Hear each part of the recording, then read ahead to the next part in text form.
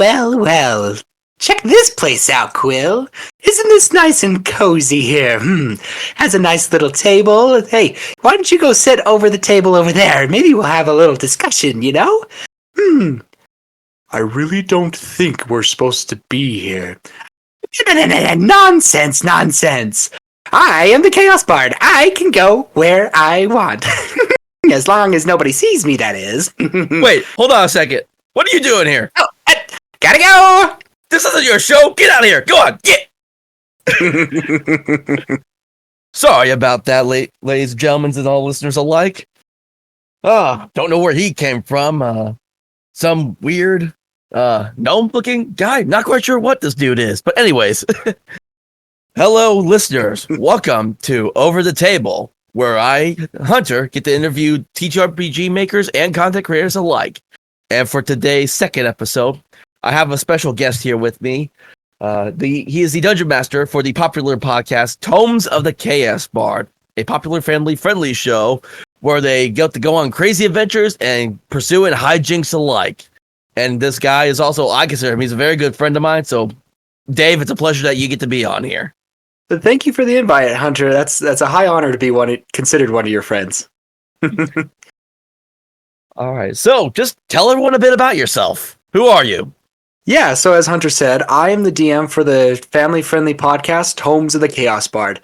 We've been going on for over 3 years now, and it's been such a fantastic adventure. Learning new skills, meeting new friends. We have original songs and music as well, written by a local composer here in Utah. And yeah, it's been a blast doing it. So one thing I always like to ask people is kind of like, what's kind of your history with tabletop role-playing games? What got you started and then kind of led up to where you are today with the podcast? Oh man, my beginnings were not great into the Dungeons and Dragons realm. So we started playing with some friends and they were already level 8 already. And so they're just like, oh yeah, come sit down, roll these set of dice, 6 times, and then roll it another 6 times, and then you get to choose between these two columns, and they're rolling their stats, of course. They didn't explain this to me. They're just like, here, roll these dice. Oh, that one has an 8, you don't want the 8. And it's like, what does that mean? Like, I don't get what, okay. And so they're like, okay, yeah, now rearrange these into whatever order you want. And before this, they told us, hey, think of what kind of character you want to be, and then come talk to us. And so I was like, oh, I think it'd be fun to play like a half-orc, but he's a scaredy cat, right? He always runs away from danger. He always, tries to get out of things. And so like, oh, you'll probably be a rogue then. It's like, okay, sure, what's a rogue? And so they're telling me, I'm like, oh, that's pretty cool. I don't know if I'd ever use any of that stuff, but okay. So then we start playing. And so I was playing my character because they said, play into the character. You are the character. So every time there was battle, I would run away, right? I'm a scaredy cat. I don't want to do anything with battle. I don't want to get hurt. Then the experience started coming, as in that DM handing out experience for the battles, right?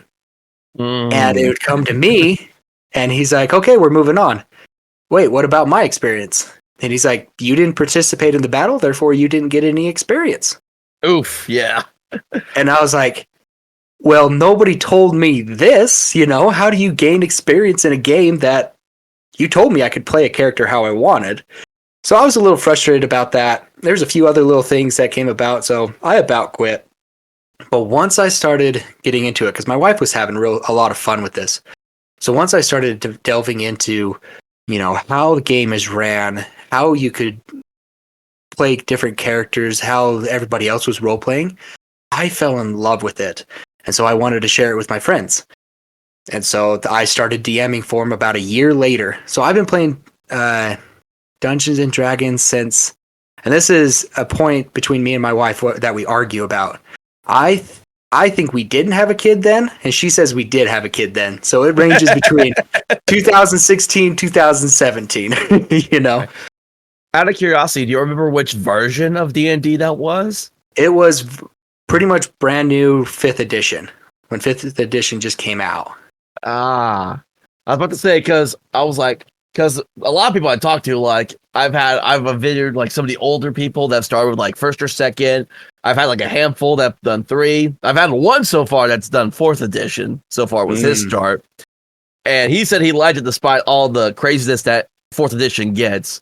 I've never, and it's like, and of course, like a lot of people do start with 5e. I've only played one 5e game myself, but I've never actually heard anyone be like, oh, like it just dropped and we decided, oh, let's check it out and kind of see what happens. And so that's kind of cool. Like, oh, I'm interested to see like from that time, going off on a tangent now already, from that time, that first game to like how like where 5th edition is now, have like how much, I'm assuming this bit was like a lot of changes you saw over the time period to the game. You know, the more I learn about it, I notice that there has been a lot of changes, right? Because I believe like 3.5 was very mechanic heavy, if I remember correctly, people talking about that. But from the point of when I started, I've definitely seen a lot of changes. Like seeing more of a, I guess, a DM friendly kind of game where you kind of share this story instead of DM versus players. That's one aspect that I really love about Dungeons and Dragons. It is a cooperative game. Yes, the Dungeon Master is kind of against the players and the players are kind of against the Dungeon Master. But in my case, I'm rooting for my players. I want them to succeed, but I don't want them to have an easy road, if that makes sense. I want there to be consequences to their actions. And I think some changes that I've seen over my little lifetime in Dungeons and Dragons is I've started seeing a shift in that where it's becoming more of a DM versus player thing. I don't know if you've noticed it, but I definitely, listening to other actual play podcasts and stuff, I feel that's kind of the trend that's coming out, and I don't necessarily like it. I think it just kind of depends on like the mood you're going for. Like another podcast I listen to, it's called Death by 1,000 Crits. Okay. And basically it's just a bunch of guys having a great time, comedy hijinks ensuing as always. But the thing is, the guy was like, I'm not gonna go easy on you guys. It's called that the show we're calling is Death by 1,000 Crits for a reason. I'm going to go all out on you guys, use everything these guys have against you, but I expect you all to do the same and use your abilities to your full advantage as well, kind of deal. So it's like they both so it was kind of like they knew this was about to happen, but it was part of like the fun that they had was like, oh, we get to go up against these like high powered enemies and just like barely make it through by the, I guess what the scrape of our teeth is the saying. I don't the skin of our teeth. Skin of our teeth, yeah. And then there's another podcast that I listen to. It's kind of the same. It's called Fantasy Pants. And it's just one. It's just one guy and his 2 friends, and the 2 friends will control multiple characters sometimes, just depending on the story. They're running through kind of it's Radiant Citadel is what they're running through right now, but they're kind of the DMs kind of change the aspects of it to kind of be like make it more interesting kind of deal. But it's kind of the same thing there, where it's like I was like, I don't want to hold back on you guys, or you guys are cool with this, and they're like, yeah, torture us, basically, is what they kind of said. And kind of the same thing, very comedic podcast, but also very interesting in the adventures, and does not hold back from a lot of the stuff that happens.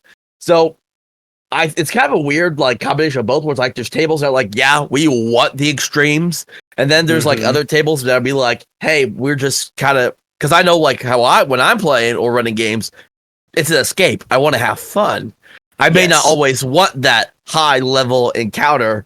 I just want to be able to, like, I want to take in my game I'm playing, I want, instead of Paladins to call Crusaders, I want to take my Orc Crusader and just slice up the bad guys in the name of the Creator, which is the God of the world, is the Creator. And so that's kind of my thing. So, yeah, I understand completely. Once you get everybody on the same mind frame, I totally understand and I can get that. I've just been part of some games and it's just like the DMs just want you to lose. And it's just like, this is just not my table. But some people enjoy that, right? Yeah, I've heard the horror stories from a lot of different shows where it's like they're like, oh, here's some TTRPG horror stories, and they listen through. And I think the one thing that really hit hop on this, did you ever see it was it was viral on social media? They only showed 16 of the it was the 44 DM rules, and it was a Reddit post that one of the DM's players listed that the DM had told them, and it was just this crazy list of just 44 different rules this DM had because. Basically, it was the delivery was absolutely bad. But some of the rules, when you read through them, it was like, okay, that kind of makes sense. Just depending on what you're doing, because he was like, one was like, I'm going to give out exhaustion more frequently. If you guys think my encounters are too easy, then prepare to bring a second character sheet because I'm going to just kill your characters more often. Turns are going to be time. So it's like it was a mixed bag of rules. Like, well, it's like the guy was getting dunked on for the most part because like you were saying, a lot of players are like they don't want DMs like that. But then at the same time, you get DMs that want to be able to like do like as much as they want, and then they feel like they're restricted on the players sometimes. So it's a very weird mixed bag. So like I agree with you, I have seen it, but it's just like I can see it from both sides, being a forever DM and like the part-time player that I've been for some games too. So it's crazy how that's been kind of the thing, but it's also I would also tie it to like all the recent changes with D&D has been doing, and especially with the new now that the player's handbook is kind of getting the release now, and I've been seeing people interview that, and it's actually that one's been very mixed bag, but it's leaning more towards the I don't like these changes kind of side is what I've been seeing lately on the new player's handbook. There's been a few of those changes. Like, I haven't looked into a lot of it, but I've heard little things here and there, and I think it's for the better. Like, if you're gonna take a game and make it better, you got to make some changes, and some people are not going to like it, and that's just fine. But make it so you can like it yourself. You know, at least in the Dungeon Master's book guide, Dungeon Master's Guide. Yeah, it says right at the beginning, hey, if these don't work for you, make it your own. Change it the way you feel it needs to. Just because there's a new rule book coming out doesn't mean you have to follow it, right? People are still playing the original edition. People are still playing second edition, third edition. You know, they're still playing all those editions. Fifth edition is not going anywhere. It's just getting revamped. And I like the changes, the ones that I've heard. Some of I believe, if I heard correctly, like the Ranger's Hunter's Mark is now becoming a cantrip for them. So they don't have to spend a spell slot for it. And same thing with the Paladin's Divine Smite. It's becoming more of a cantrip, so they can use it when they want, because those are the two spells that those classes do. And that's the last time I heard. This was a couple months ago, so it may have changed, so don't quote me on that. But I like those changes. Those are good changes to make it funner for the players, and they can use their bigger spells for funner spells. Yeah, I mean, and I've always been an advocate for play how you want at your table. As long it's like I advocate greatly for Rule 0 for DMs, that DMs should still be kind of the final arbitrator in a lot what happens in the games. With the exception, it's like you can sit if a player doesn't like something, I'll leave it the table for discussion. Of course, I agree with that. But it's like I do agree. At the end of the day, the table should play how they want. And I'm also kind of a mixed bag. Like you should still play to the rules to some extent, but if there's like something that's it's because I've seen this a lot of games. If there's like a rule that y'all don't like equally, or it's just kind of getting in the way of some of the stuff that's happening in game, feel free to toss it. As I've heard it said before, you should at least read the rules before you start breaking the rules. Oh goodness, and am I bad at that? Because I'll tell a story about that. There's two different stories that I'll share about reading the rules or reading certain spells before you enact them. I 100% agree with what you just said. So way back in I think it was chapter 8, when they had a knoll fight with the horses. I remember that, yeah. Yeah, that episode took us about 2 hours to record. Our episodes are normally about an hour-ish long. That one took us like 2.5 hours to record. And that's because in my mind, I was like, oh, how cool would it be to do mounted combat? We start playing, the players start asking questions, and I'm like, oh crap, I don't know how to do mounted combat. So I'm kind of like, okay, I'm just going to wing it here. And it turned very frustrating. It was very hard. Now I know a little bit more of how to do mounted combat. But that was a very frustrating thing for me. That was a very frustrating for my players, because we didn't know what we were doing. And then talking about the spell. So making sure you read your spells before you use them, DMs, because they might be a little more powerful than you think. Spell time. Yeah, exactly. So there was an episode where they're getting ready to face Cloth Des. He was a bad guy that was in my campaign, that the players run into. And the issue with him is I was like, oh, Roscoe, he's a halfling arcane archer fighter, and he loved to use the banishing arrow. So I was like, okay, now it's time to get even. I'm going to banish him. Well, the rules for banishing arrow and the spell banishment are two different things. One just lasts to the end of a turn. The other one lasts for a minute. I didn't realize that until I cast it. And then I finished reading it, and it's like, oh crap. He's gone for the whole... Each round is supposed to be 6 seconds, correct? Usually, D&D wise? Correct. And there's no like, at the end of your turn, roll and see if you come back. No, it's a minute. Unless you hit the spellcaster and they lose their concentration on the spell. And so there was like 10 rounds that they have to stay away. Yeah, because how D&D works, for those who aren't familiar with, and even I still have issues trying to understand this sometimes, is everyone gets their turn, including the enemies, but that all happens with only a span of 6 seconds. Game time is how it's supposed to work. So a full minute is everyone taking 10 turns simultaneously, basically. Yeah, and in game, 6 seconds. But when you're actually playing it, how long does the combat normally last? A couple hours, right? Yeah, your 1 minute turn that you're banished may be like a full on hour before you finally get to it, depending on if the fighter wants to keep on bonking multiple enemies, or if the sorcerer just keeps on using his sorcerer points to keep doing spells or whatever. Yeah. And how many people you have fighting, right?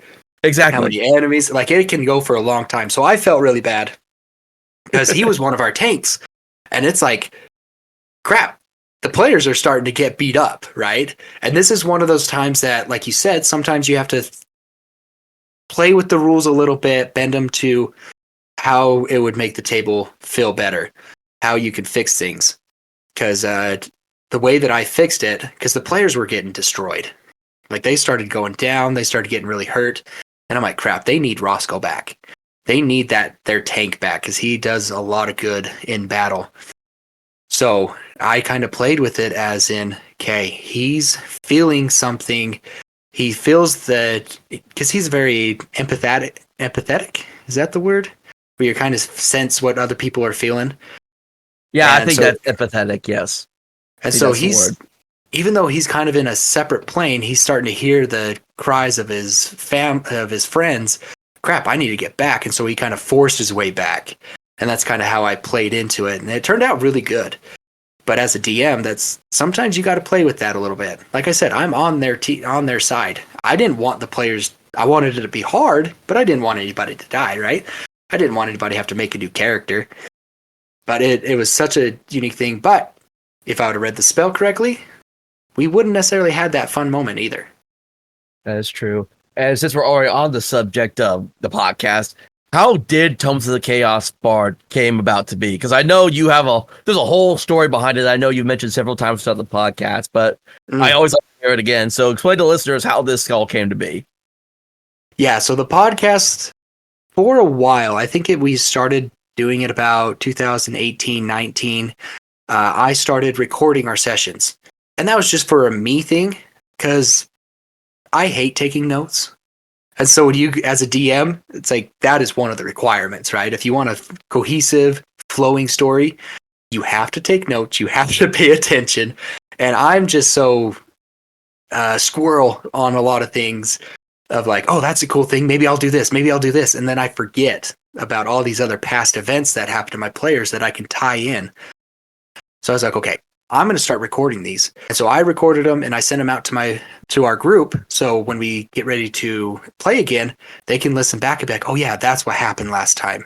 That's where we were. And so my wife started listening to it, and a couple of our group started listening to it. And my wife comes to me, she's like, this is really good. Like, I think we have good cohesion. We work well with each other. I think we could do a podcast. And I was like, I don't know. So she not fought with me, but she tried to convince me for a long time. And then COVID happened. And a lot of our favorite podcasts, family-friendly podcasts, they went away. And there was like that empty hole for a little bit for family friendly content in the TTRPG community. And my wife asked me again, should we do it? This is a great time to do it. And I was like, fine, we'll do it. But I want good audio. I want good, I wanted something that sets us apart from other podcasts. Because there was a lot of other family friendly ones, but they were recording it off their computer mics, which gets the audio, but it's not great, right? And I wanted to also, there were certain checklists that's like, hey, if we're going to do this, we need to figure out which one of our friends is going to join us. We need to figure out what kind of recording system we want, what kind of mics we want. And so it took us about 6 months to get all our equipment together. And we started talking. And at the beginning, it was just me, Abby, Zeb, Evan, and Becky. So it was just us. And I'm like, we're missing somebody. We need somebody in here because we're all older, so we play a little more serious, or we can play a little more serious. We needed somebody that could be that kind of comic relief. And that's where Elsie came in. Elsie is Abby's sister. And so I talked to her. I talked to the group first because I was like, hey, this is my idea. Are you okay if Elsie comes join us? And they're like, sure, let's give it a try. So we actually played a game or two with Elsie just to see how everybody played well with each other, right? To make sure there was that camaraderie. And it worked. And that's where you got our group now. And we started like excuse me.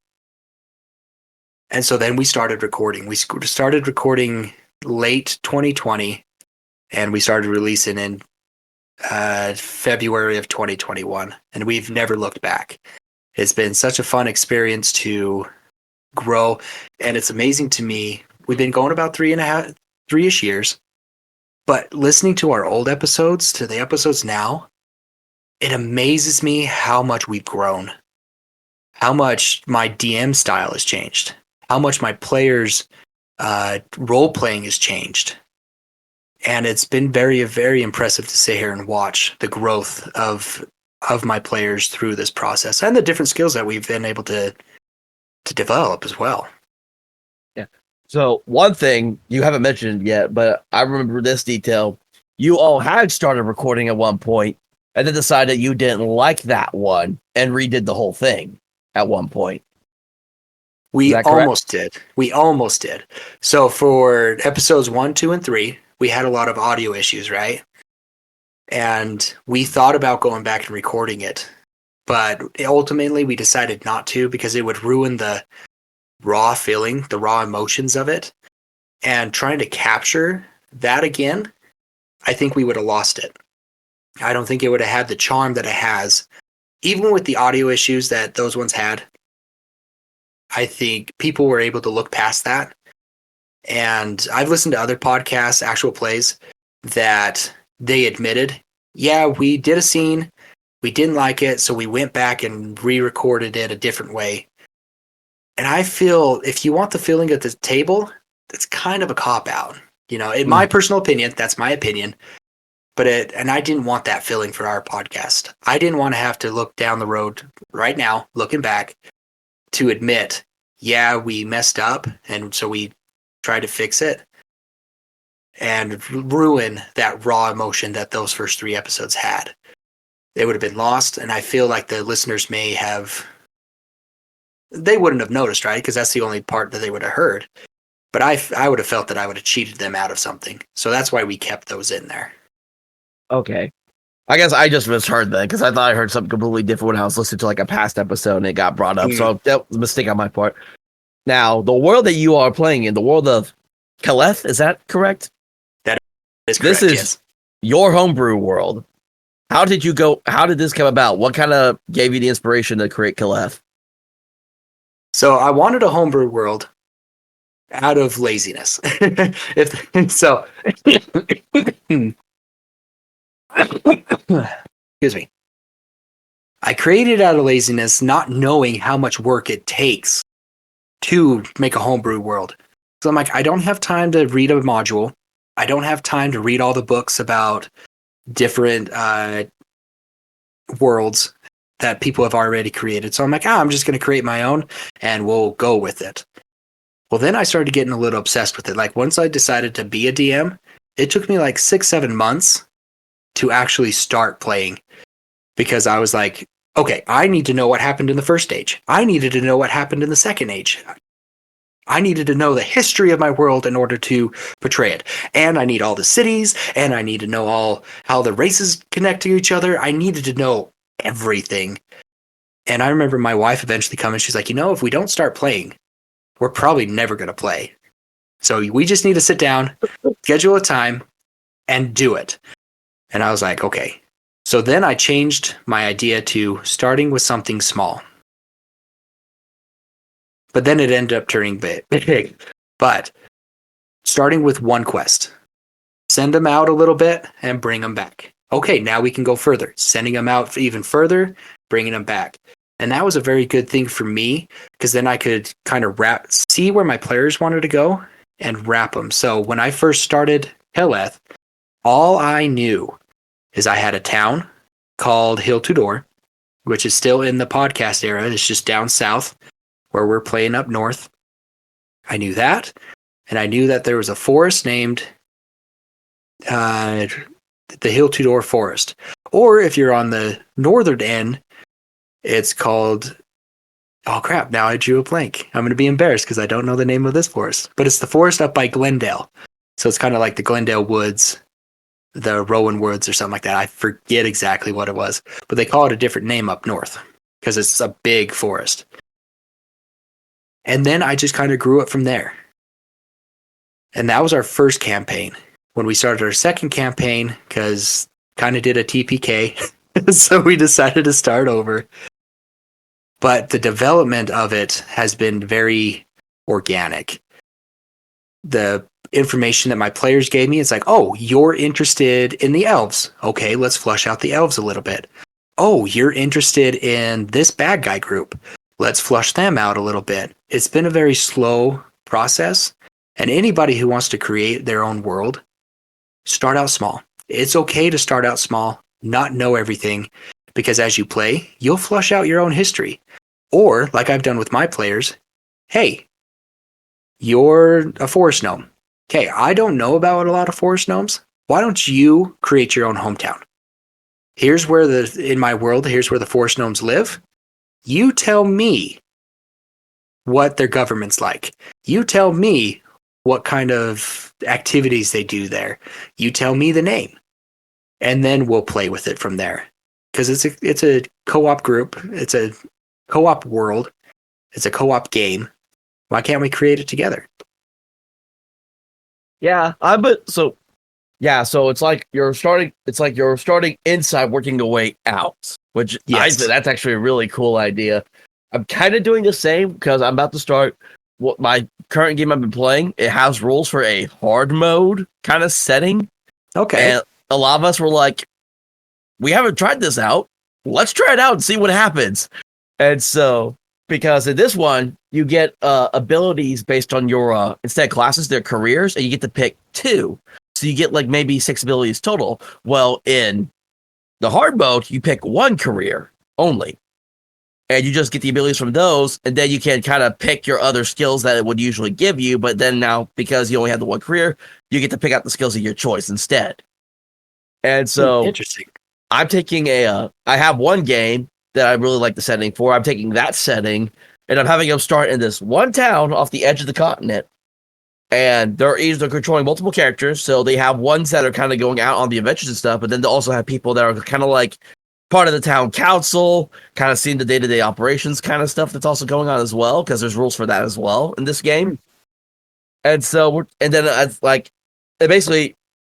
they go out, I'm going to like reveal more of this continent to them. Like here's the West Front, and there's like a group of there's like an order of knights that's there, and they kind of guard that Western Front, so that way nothing gets to this town that they're in, basically kind of deal. And then there's all this other stuff that too much detail to go into right now because I'm still working on it. So, but kind of a similar thing, just kind of starting in one area and then just kind of working your way out to reveal more to the players and the characters as well.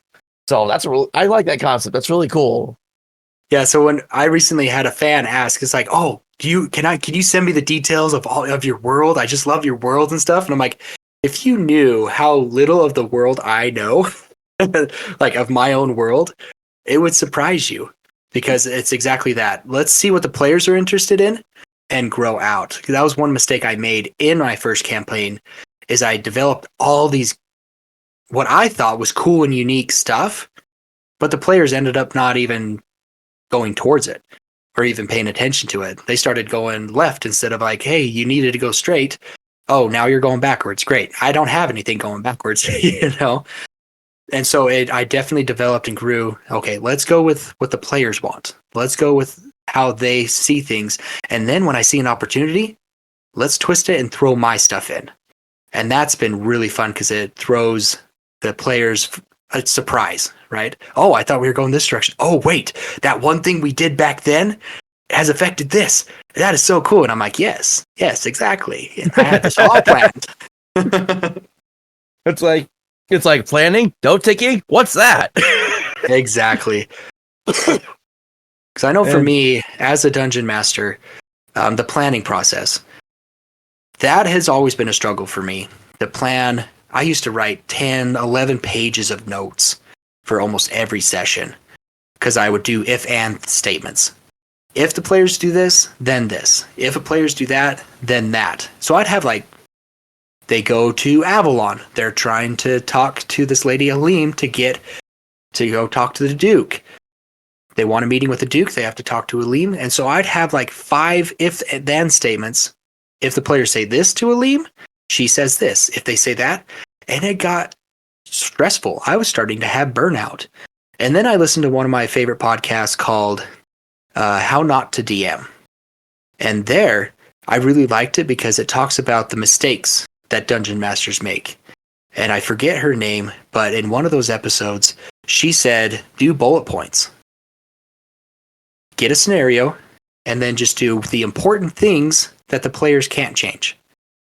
As in, Alim, she has the information on how to meet with the Duke. She has a way to do this.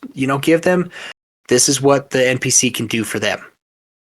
And then, when the players go talk to them, then you can kind of pick and choose how well that those players interact with them, what information that NPC gives them. And I was like, that is so much easier than 15 pages of if-then statements, and it's really cut it down to about 6 pages now of just bullet points. And that's really helped me develop the world and run my games a little more smoothly. Yeah, I definitely do the bullet points thing as well, but it's more like I end up doing the bullet points more for like here's kind of like the main things that happen like within like the last few sessions. Like you had all this happen in this session, and then these things kind of tied together with this stuff. So the bullet point thing is a really good idea, but it's also just kind of interesting just because I think you've been doing this definitely a lot longer than I have when it comes to running games and stuff, because I didn't start getting into TTRPGs until, as I like to call the year of our Lord and Savior, COVID-19, when that all started was when I got into TTRPGs. And I started with Powered by the Apocalypse, which is a much more rules-light, narrative-focused system compared to like what D&D does. But from doing that type of game system, it made me more curious about getting into more complex systems like D&D and a bunch of other ones.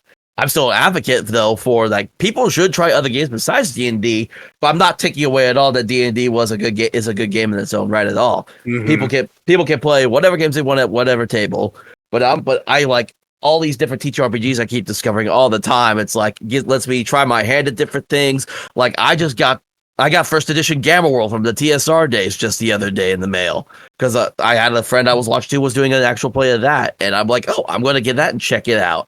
And so that's like your more science fiction type stuff. So if you've seen Fallout, it's kind of like that, similar to that. So, well, and then you can implement some of those rules into your own game, right? There's so many other systems. Like I've played this one called Heroes Quest is a little TRPG that I played, and Pathfinder, and being able to look at those rules and be like, ooh, I really like that rule. So one thing that I kind of stole from the Heroes Quest is the chaos points. that I introduced into my game. I was just And about ready to ask about that. So yeah, your Chaos Point homebrew thing that you all do. yeah, and I took it from that game. So what it is, it's pretty much exactly how we do it. Is that he's like, hey, if this player needs a little extra assistance, you can give them those points, but you're only limited to so many points, and you can earn them back throughout the game. For the listeners, the chaos points that I use, they're little, almost mini DM inspirations. So if the players want to give a +1 to their attack, or if they want to bring I don't remember if we talked about it or it's in the official rules. I believe it's in the official rules that we do is that they can no, they didn't. We changed that. So erase that. But yeah, you get a you get a +1 to your attack if you want to use a chaos point. You get up to 3.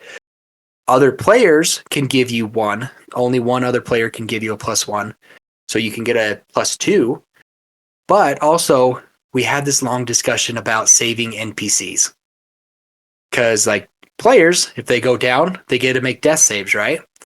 Where NPCs, you don't get death saves. They're just dead. And I remember a conversation, it was about Keth. So one of our big orcs, that was an NPC that my players loved to hang out with. He went down, and I'm like, okay, he's dead. And my players were like, no, we have to be able to save him. There has to be some way to save him. And so we had a long discussion about how to give an NPC a death save throw. Because I'm like, well, if I give it to the NPCs, I have to give it to my bad guys too. That was kind of my rule. If it's good for the players, it's good for the DM. That's kind of how I like playing it, just keeping the even playing field. And so we decided that if they wanted to give up 3 points, 3 chaos points, they can have a chance to have the NPC roll a death save. I haven't done it to a bad guy yet, but one day I will. But they told me I couldn't have chaos points, but shh, don't tell them.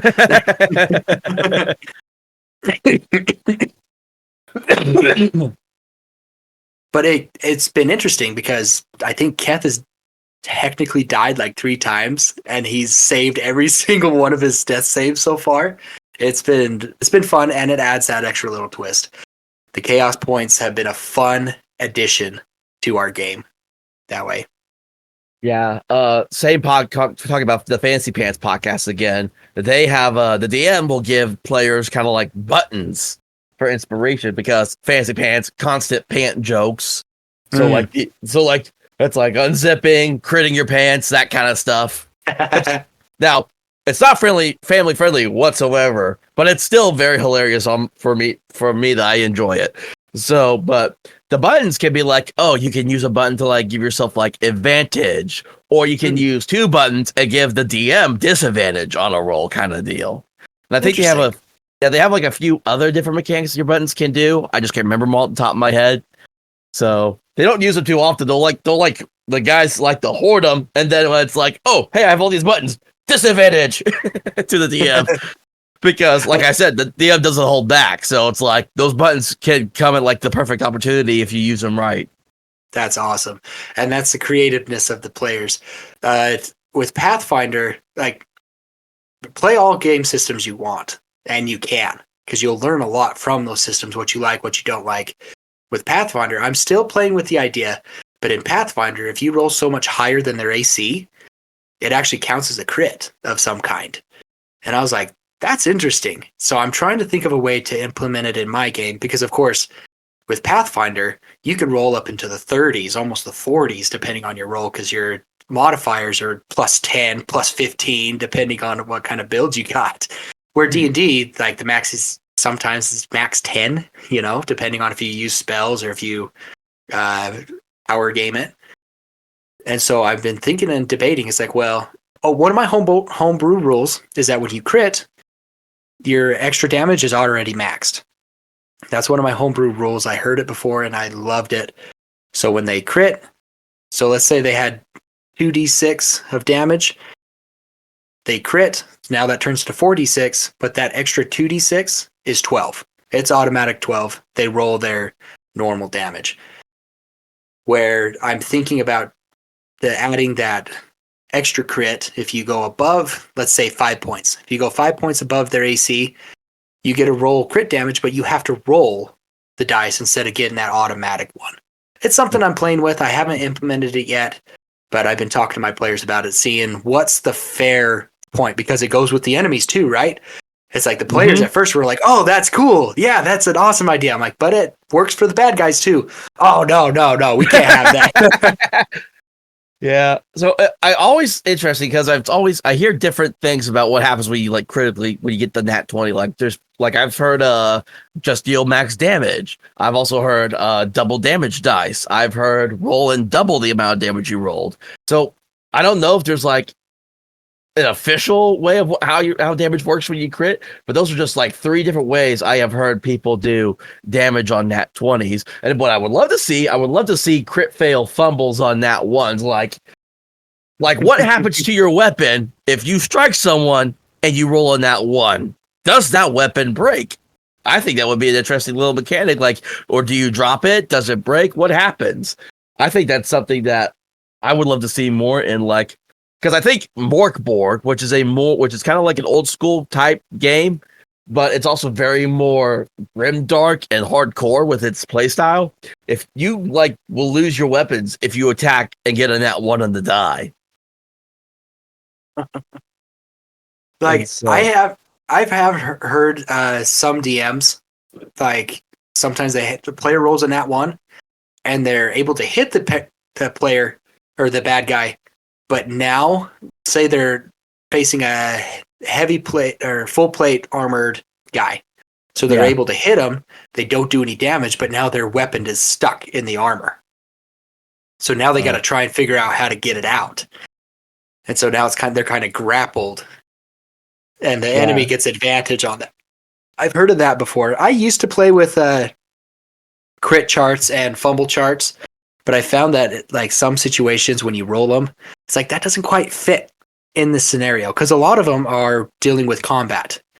So when you fail or crit outside of combat, those charts don't necessarily work. Another fun one that I've heard is lockpicking, right? They sit there and lockpick. Well, they get a crit 1, and I've heard people be like, oh yeah, your tool breaks inside the lock, and now you can't lockpick it again. You have to figure another way to do it. That makes sense to me that if you roll that one on lockpick, like because I think Skyrim, when I think of like Dungeons and Dragons and any of my other fantasy TTRPGs I play, is like you can only strain the lockpick so many times, trying it before that lockpick breaks, so you gotta pull another one out and try again, kind of deal. So I can see like on that one, like so that lockpick, like okay, I think I got it. Dang it, and it jams in there. Now you have to have the barbarian hit it, right? Yeah. What's another one I just thought about? Another thing I've saw was same Morkborg, same game. If the enemies roll to attack 2, but if they get a 1 on their die, the opponent that means that the player now has a chance to counterattack. So that player now it's like gets to roll to attack and see if they hit. So it's like, oh, you missed. Now I'm get to deal the damage back to you, kind of deal. So I always thought it was really cool. But it's also the same vice versa. You fail attacking the enemy gets to attack you back. And I have done that a few times in the podcast where it's just like, oh, they rolled a natural 1. You now get an opportunity attack because they whiffed it so bad. That's one thing that I really like. And another thing I like that you did, because this is my favorite way to do initiative in TTRPGs now, and I try to apply it whenever I can, because Morkborg did it perfectly. Roll a d6. 1 through 3, enemies go first. 4, 5, 6, you players go first. Yeah, so for the listeners, about halfway through the podcast, I decided to do group initiative, just because I thought it added an extra theatrical feel to it. The players would be able to work together to do something cool, but the bad guys could also do it the same. They could gang up on one person and do it. So if I have my 5 players that fight, but they could have 10 enemies that go as a group, right? The 5 players go, 10 enemies go. So that can definitely turn the tide. And like you were saying, you roll a d6. Where we do it, I roll a d6 against my players. Whoever gets the highest roll it gets the initiative. So you could almost have 2 turns back to back, because at the end of every round we roll initiative. So that's been really fun. Sometimes it's really turned the tide on a lot of combats. My players would be kicking butt, but then the bad guys go twice, and now the tables are turned and the players are in trouble. I really enjoyed that because it adds that suspense. What is going to happen, right? I like because the one I mentioned, it's just a single D6 and it just determines which side goes first. And I like it because it's like, you don't have to worry too much about like, oh, it's like everyone rolls the different numbers. Now you got to try to remember which order everything's in. Oh, but yeah. When it gets to the players, because from me playing by Power of the Apocalypse, it's like, okay, who wants to go first? You do your thing, and then someone else gets to decide to go next. Like, because Power of the Apocalypse, there's no like initiative. It's everyone just kind of does what they do in like a turn like order, but just without like no specifics to it. And that's kind of like how I've always liked it. And with some games, it's like, yeah, you kind of need that little turn initiative. But the game I'm running now, how that initiative works, because it's a D12 system game. So it's completely different and completely new. Well, kind of new. I don't know a lot of D12 games that exist out there besides the one I'm playing now. And gotcha. everyone rolls their initiative. And how it works is and even if you're playing online, if you're sitting at a table, the highest one goes first, and then you all take turns counterclockwise. So it'll be like, say I as a DM am on the right side of the player, and then there's another player on the left side, the one that got the highest. So we'll go the player, and then the DM. And then when it gets back to that person that rolled the highest, that's the beginning of the new round again. And you basically do that every time you start combat. But it's just like this, whoever rolls the highest starts first, and then that's how the turn order goes not counterclockwise, clockwise, which I thought was kind of cool. And then when we do it online, because I'm part of a Guilded server for the system, and so we all play online constantly together.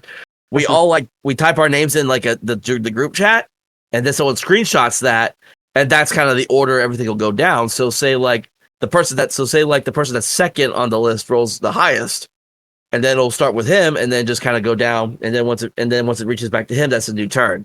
So it's just losing my words here, just this loop that just seems to work. And of course, the DM can either put themselves either at the beginning of the chart or at the end of the chart. Just depends. Because the DM, if he rolls the highest for his opponents, he goes first. Yeah, that's an interesting concept, because whoever's going first is constantly changing. That's really can really change the feel of the combat. I love that, and that's kind of how my players do it too. And I do that as a DM. Is like, ooh, if this guy, so if I want initiative, I can change the order of how these players go, or they could do the same, right? It's like, ooh, so my players go first, Fenrir's down.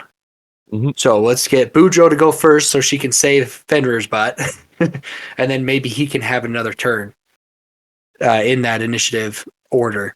And so it's been pretty nice to have, and freeing for my players to be able to like, okay, here's their plan, let's execute it. Adds more of a theatrical feel to it, and it's actually made our combats more smooth as well. Instead of like, oh crap, who went after Fenrir? I don't remember who went after. I think it was this bad guy. Oh crap, I forgot this bad guy up here. For me, it's really helped keep that organization of the battle. Yeah, and also depending on how whoever gets the highest really makes the players think, like, because the idea is you really want to get go as further before the game master as you possibly can, because you don't want one player to go and then the game master is immediately next. That's not what you necessarily want. But when it happens, it really makes you think, because in the game is called Whole Wars Basic. It's D12 again, and all the wizards are based by separate careers. Like you have red wizard, brown wizard, blue wizard, gray wizard, white wizard, all different like elemental stuff. The gray wizard has sonic abilities. It also has magic shield, but the problem is he can only use magic shield once per day. Some of the spells are restricted like that. So once per day, he can cast magic shield on himself or someone else. But the magic shield only lasts until the end of that person's turn. So what you don't want is to have for the cast magic shield on the person that's next after him, because that's not going to last long. So you're really trying to think of like, okay, who do I want to cast this on to that's they can use it to their full advantage and not waste it. Because there's some abilities that are like you don't want to so there's some abilities like that you just don't want to waste. You gotta be careful on the timing. And so sometimes if it's like because sometimes people will get the same amount for their initiative roll, it's like, oh, he's the farthest away, let him go first, and we can all basically have our turn before the game master starts. So it really makes it's the reason I love this one so much. It's rules light enough for me to be able to enjoy while still maintaining some amount of complexity for me to actually be able to enjoy thinking of what I want to do. That's why I love it so much. It's like my current favorite game at the moment. So that's awesome. And then, all right, kind of getting away from tangenting a little bit. Let's talk about some of the characters that we got in because you got a great cast of characters on this show. Thank you. Starting from the top down, because that's another thing that I really love in podcasts is these characters kind of came in with these great backstories that have played such intricate roles in the game. Because as I say, you guys just recently finished your first kind of quote unquote campaign because you had like one adventure with a bunch of mini adventures mixed into it that lasted like a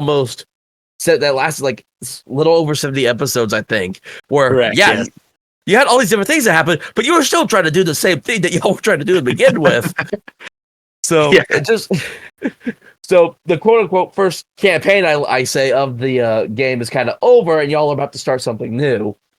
And so first off, we got this one was interesting. You have Becky who plays Lila and Garatha, and for those who don't know, Lila and Garatha are the same person, but due to an unfortunate incident that happened, they were two separate people that got combined into one.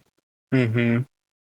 Yeah, so me and Becky, she is such a creative person. And sometimes her creativeness makes me be like, okay, hold on, Becky. I'm not a computer. I cannot just calculate this all in my head and make it work. And so when she came up with this character, she originally wanted to be a multiple personality character, to be able to switch in and out of any kind of mood, any kind of type of character whenever she wanted. And I'm like, that's a little too chaotic. I know we're Tomes of the Chaos Bard, but for me as the person running the game, that was going to be really hard for me to manage. So let's see if we can discuss it to dumb it down a little bit. And so we came up with this idea of she's Lila Frost Fox. She's going to get mad at me if I got that name wrong. She was a forest gnome that came from the south. And then Garatha Fireforge, she came from an orc community. She was a half orc, half dwarf. So she was a dork. And so they ended up through an adventure. They ended up traveling together. Well, they got ambushed. And one of their companions was a wizard, and he was sitting there trying to figure out the wish spell. But he wanted to save his comrades, so he mistakenly tried to use the wish spell without fully understanding it. And instead of saving them, he combined them and made them one. And so there's two minds in one body, and they're totally opposite. Garatha is a very stoic, this is how it is, very logical. Lila is very airheady and just loves talking to people and loves talking and will tell lots of stories. And so it's been a really cool dynamic. At first, I didn't like the character, but as the game went on, I just fell in love with her. Fell in love with the character, fell in love with what she brought to the table. It's been an amazing process with Lila Garatha and Becky being able to play her the way she does. Yeah, and then there's been like, I think, especially now, as we get into the later parts of the show, it's like, at first it was like, yeah, there's a clear difference between the two personalities. But as the story goes on, after a while, I was kind of like, I'm not sure which part's being in play right now. Because now it feels like, at first it was like, at one point they're both at odds. But now it's like, is this Lila talking? Is this Garatha talking? Because there's points where it's like, you just can't tell for sure. Which made for interesting storytelling in regards to the game. Exactly. And she does a good job about doing the different voices, right? She did the voice of Lila Garotha, but her normal voice was Garotha. She did like a southern accent for Lila. But sometimes even me, I was just like, okay, is this Becky talking or is this Garotha talking? You know? But sometimes their minds mesh because how she created the character is that there was no headspace, as in Lila in their brain, there wasn't a Lila room and a Garotha room. There was open doors, so each one of them knew exactly what the other person was talking. They knew exactly what the other person was thinking. So you're absolutely right. Sometimes Lila would say something very Garotha-esque. And you're just like, wait a minute. But in her mind, Garotha could be like, hey, this, you need to say this. You need to say this, you know? So it kind of makes sense. Yeah. And then after her on this list I'm looking at, there's Evan who plays Roscoe.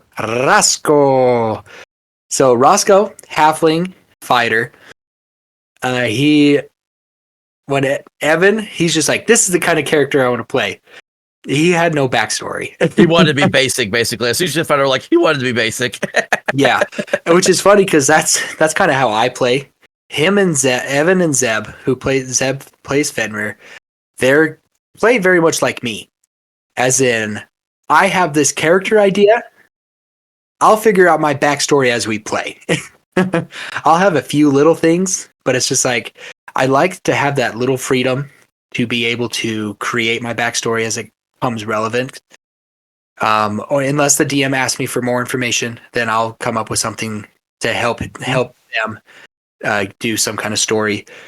But with Evan, we kind of joke that I think the first season of our show, I think it went up to 77, episode 77 or 76. I don't quite remember. We joke that it's Roscoe's backstory. Like this whole season was just Roscoe's backstory because he was very heavily involved with everybody's any kind of story, right? If Henley was having a hard time, Roscoe was there for Henley through a hard time. If Lila Garotha was going through a hard time, he was there with Lila Garotha. And so we tease about it that's kind of his backstory. That's pretty much it. One thing that I love about Roscoe, though, is his positivity. His boosting everybody up. Hey, let's trust each other. We need to trust each other or else this isn't going to work. Or that hopefulness of him. Yeah, and spoiler alert, because I mentioned this, if you haven't listened this far yet into the Tomes of Chaos podcast, but is it like Roscoe basically on the path of becoming a paladin now? Have you listened to any of the new episodes? The only one I haven't listened to is episode 80, which just came out the other day. So okay, so spoiler alert for everybody. That's why I'm asking, because I wanted to confirm, because I listened to that whole scene where this knight in this great armor and this shield with, I forget the engraving that was on the shield, appears to him, and then Roscoe wakes up the next day with that same shield. Yep. So yeah, he's went from, and we kind of played it off as, because in episode 12, we leveled up to level 3, and at level 3, you get a lot of different abilities, right? And that's where he was able to bring in his arcane archer stuff. And we played it off as this deity was watching Roscoe. Roscoe had grabbed this deity's attention. Athistel, I think I named him. I don't quite remember. See, sometimes even at the DM, you don't your own world going on. That's why you take notes. But so we played it off as this deity gave Roscoe those powers to see what he would do with them. And Roscoe was always trying to help people, always trying to protect people. And so later on, I remember talking to Evan, and I'm like, hey, just a thought. What do you think about becoming a paladin? And Evan's like, yes, please. Because Roscoe is very paladin-esque, right? He's very protective. He wants to see the good in people. And so I was like, okay, here's my idea. And we talked back and forth about different ideas. And so we came up with this idea of this deity has been watching him for a long time, gave him those powers as an arcane archer, to see what would happen. He did good with them. Okay, this is my representative. Will you become my paladin? And Roscoe's like, maybe. I don't even know you. Yeah. So that's kind of. It's funny because as a player, Zeb was like, oh, yes, I would love that. And then as Roscoe, he's like, maybe. I just love how it's like, because it's the one thing, it's like, yeah, you know what you would do as a player, but then when it comes to how your character is and how your character's personality is, it's maybe something completely different than how you are as the player yourself. So it's interesting how you see that working out sometimes. Exactly. Because, yeah, like you said, Evan was all for it, but the player, Roscoe, was like, I don't know. This is kind of weird. I don't know you. I don't know, like, your rules or anything. But, yeah, he became a paladin of redemption, which ties into a character of Cloth Des, because Roscoe believes Cloth Des wasn't necessarily a bad guy, just got a bad rap. So that's become kind of his little mini mission to clear Cloth Des's name. Yeah, so that just made me think of, so I made I was part of like a D&D like play by post game for like a short time. I didn't play long into it because it just kind of died off. But my character I made, I believe he was a paladin fighter multiclass. He was the Order of Life, and his name was Circumference. I see what you did there. He had a great axe named Diameter because and he had and eventually I played. Oh, he's going to eventually have a squire, Ray of House Diaz. Nice. Because I just happened to see that on a YouTube short one day. I'm like, I'm going to put that in action, and so the Order of Life was because of Circle of Life. I like it. That's beautiful. Well done. Thought it was a fun concept to play with that for a little bit, and so then okay, and then next we have the amazing your wife Abby, who plays the wonderful Henley, and I think this is actually what I was trying to refer to earlier. Was Henley was from the first campaign, correct? She was from, I believe she came in our second campaign, where we originally started off in Hayden's Hollow. So first campaign started in Hill Tudor. We kind of had a TPK, so I was just like, okay, let's start a new one because we have new players coming in as well. And I was going to follow my rule of starting small. That's where Hayden's Hollow came from. And with Henley, when we started campaign 2, that was an NPC of mine. That's what I'm thinking of, yes. That's what I'm thinking of. That's why I got confused by it. Wasn't that you had recorded and replaced it? You had started a campaign kind of before that kind of that part of it led into where you all that with Hayden's Hollow and with Henley going from an NPC to being an actual player character. Exactly. So the story of this is the goblins have always been an issue with all 3 campaigns.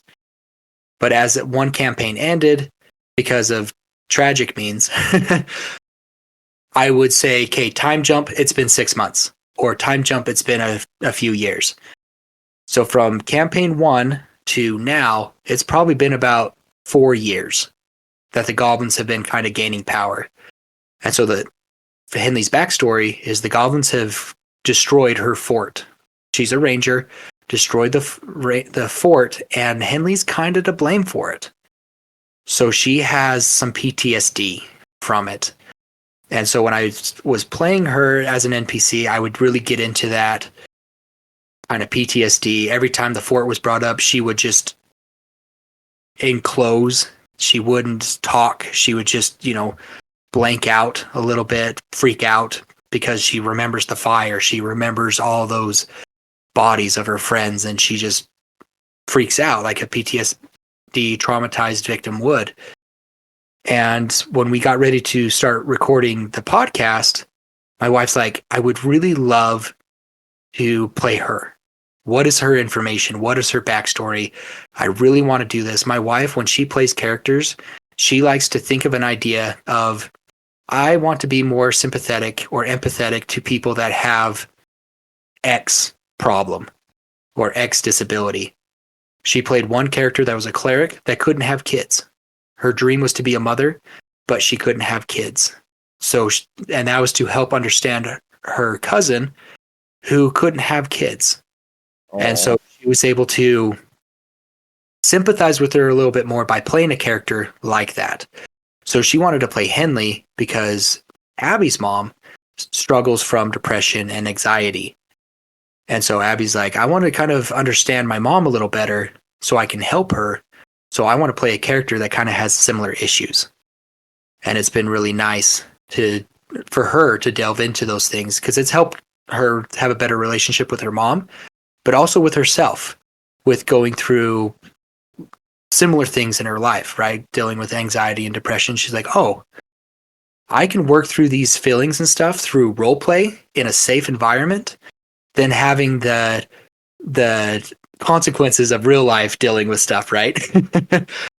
TTRPGs can help you develop that stuff a safe way. Be like, okay, now I practiced it in a TTRPG.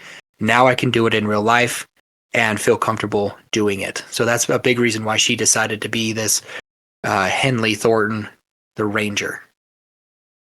Yeah, and I really like how Henley's backstory played such an intricate part in the main game as well, with some of the characters that ended up popping up, and then just kind of having an effect on what they were already trying to do, especially when you introduce your links into play, which was a whole other deal of its own. Yeah. And then the one person that they thought was like, it was Yoling's contact, and it turns out, oh no, it's this other guy that no one likes, and has just caused a whole new slew of problems as soon as he revealed who he really was. So yeah. And that is one thing I try to do, is make sure that each player has some kind of cards in the game, right? And Henley, she was easy because she was an NPC.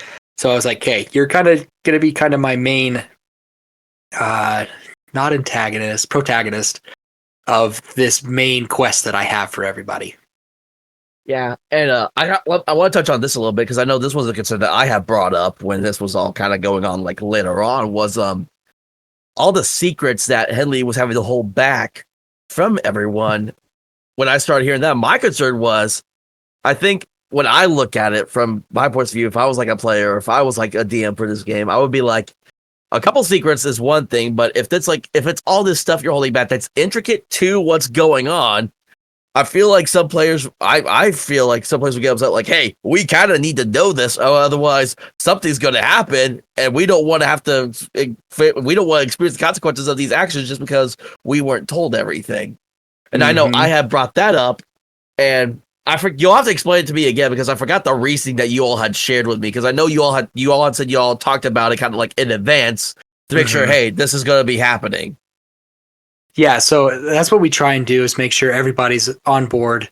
It's like, remember, this is stuff that Henley knows, you guys don't know, and to make sure everybody's kind of cool with it, because we want that camaraderie, that cohesion in our group. And yeah, like, it's surprising to me that we do this in real life a lot, whether it's something embarrassing, whether it's something that we achieved, right? Where a lot of times people are afraid to say, hey, I did something good. Look at what I did good.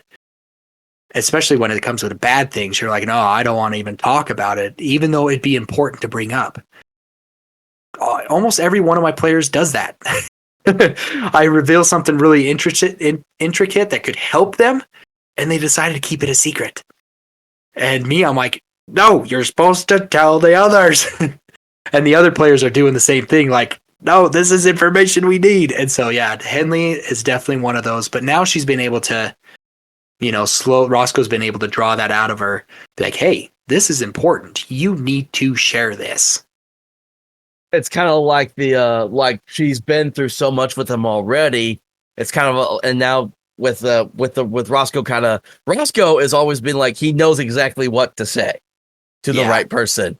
And with that in play as well, I see, like, it seems to me that Henley's like, oh, okay, I feel like more comfortable around everyone. I can start opening up a little more. Mm-hmm. That's kind of the vibe I get. Because I know she wanted to play the character as in, like, I just lost tons of friends. I don't know if I'm ready to make new friends and make that kind of commitment, right? I'll be acquaintances, I'll be casual, I'll be civil, but I don't necessarily want to be friends. But now she's getting to the point of, you know what, maybe I do care about these people. Henley herself. Maybe I do care about these people. Maybe I can trust them.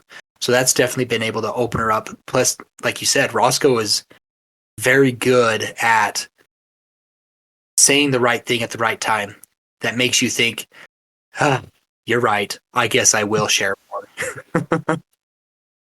Yeah, because also kind of touching on what you kind of said earlier about actually been like real life as well, where we like just hold stuff back, and you like there someone's holding something back that you want to be open with you about.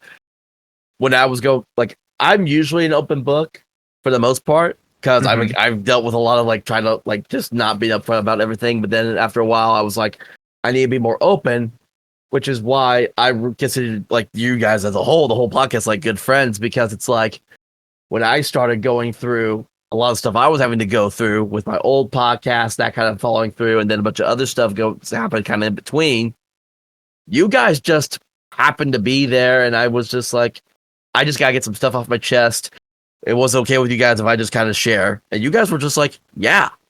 And then what I did was like, we completely understand. It makes total sense, kind of deal. And so just you having like just a group of people, like I think like losing my words again here. Yeah, just being able to kind of get to know you guys and be a little more personal about like, hey, here's kind of what I'm going through, or this part of the show made me think about this type of deal or whatever. It was really great, and I just appreciate you guys for that a lot. So, well, thank you. Our goal was always trying to have people feel for the characters, right, and to be able to connect with them. We want to tell a story that people can be able to sit down, listen to, and be like, you know what, I can relate to that. How did they deal with it? And now I can use their example to grow. And it's been really nice to get to know you through our Discord and all the other fans as well that's reached out and said the similar thing. I had one fan in the early beginnings reach out to me, and they're like, we really appreciate you, how you brought in the refugee aspect, how a lot of them aren't treated right, how a lot of them are just kind of left to the wayside. Because his family deals with helping refugees find homes. And he's like, you guys hit it on the head, and I really appreciate you doing that so well. And that caught me off guard. So I've been really grateful to have those experiences, that we are being able to touch people's lives in a positive manner. Yeah, because like you have this podcast that like some podcasts I listen to because it's just fun comedy thing, helps me get through the day. And then there's other podcasts I like to listen to because I'm fully immersed in that story and fully immersed in the characters. And then and some of the characters like I just relate to so well that just keeps me hooked and continue listening. And Tomes of the Chaos Bard fits both categories for me. I enjoy listening to it, and I'm so immersed in the story at this point with how long I've been listening to it. Because when I first started listening to y'all, I was still like was on the backlog of podcasts at first. And then when the holidays came around and a lot of my other shows I listened to had either stopped or were on break, I started binging all those episodes. I think you had like maybe 50 or 60 episodes by that time. Oh, wow. So okay, I think I caught up in like a span of 3 months is what I think. Oh, wow. So yeah, and of course, this is when I was listening to them at the normal rate. I listen to all podcasts now at like 1.3 speed, so I can listen to like an hour-long podcast of like maybe 45, 50 minutes now with that at that speed, and I can still hear it. It's not illegible to hear, so Gotcha. I can listen to a lot more in a bigger time because I work 10-hour days, so that's a lot of listening I can do. I feel you there on those 10-hour days. You could have got a lot of listening in. But one thing that I really liked about fans saying it, like you said, like when you binge our episodes and you listen to several of them into order, they're like, oh, that's actually really cohesive. That's actually really good. We had one fan that during our break, so I think it was about November time, we took a little break. That's kind of where season 1 ended, because me and Abby were going to have a baby. The holidays were coming up. There was a few people. Zeb bought a house. Evan was changing careers. So there was just a lot going on. So let's take this little break. We'll come back in a few months. We had fans go back and listen to the podcast, start right from the start and binge the whole first season. And they're just like, oh my gosh, you dropped this hint here and you dropped this hint here. Like everything that happened in Hayden's Hollow, when you got back to Hayden's Hollow, it was like they never left. Like things things escalated so high when they came back. And to be honest, as a DM, it was one of those things of like, let's just bring this back. Like, I totally forgot about it, but once I started remembering, it's like, ooh, yeah, I totally had this plan from the beginning, but it's just little things that popped up during that podcast that I made notes. One of the times that I took notes, like, don't forget this. Make sure we bring this back later on down the road. Yeah, and so kind of coming back to all the characters again because there's still two more people. Mm-hmm. And I messed up earlier. I actually said because you mentioned Zeb when we were talking about Roscoe, and I said Zeb when I was trying to talk about Roscoe's player earlier. So I had to remember because I get Roscoe and Fenrir next mixed up sometimes on who's playing who because they're kind of they're almost similar to some degrees, but still are somehow also different at the same time. Like they kind of have the same mannerisms, their personalities are still kind of similar. But Roscoe is more like he's the leader, the one in charge, and Fenrir is the bard. Enough said there. He's the bard. Yeah, and he wanted to create Evan and Zeb I've known for over 20 years. I've known them for a long time, went to school with them, went to high school with them, so we're really good friends. And Zeb was never an outgoing person. Never an outgoing person. A lot of times we'd be hanging as a group and we'd almost forget that he was there. Like he was just so quiet and he was just like, he would speak up and you're like, oh, hi Zeb, but didn't realize you were still hanging around, you know? But he's such a great guy. So when he came to me and he's just like, you know what? I think I want to play a bard. I kind of looked at him as like, are you sure you know what a bard does? Like a bard's pretty outgoing. Bards are this. He's like, yeah, I think I want to be more of a storyteller bard though, not necessarily a music bard. And I was like, okay, maybe we could do something like that. He's like, yeah, I'm just there to like collect the story. I just want to write the story down. You know, his goal is to write an epic that 100 years later, people can go back. Yeah, Fenrir Rearneff wrote this story about this epic, and it's a classic. That's kind of Fenrir's goal in joining these adventurers. But as we started playing, Zeb really started developing into Fenrir. Like, one thing that totally blew me off guard. So in Avalon, when they're trying to figure out how to get in with a meeting with the Duke, that he got in for an audition to be one of the entertainers of the night for the Duke's party. And I told him this. I was like, okay, yeah, you're a bard. Maybe we can sneak you in that way.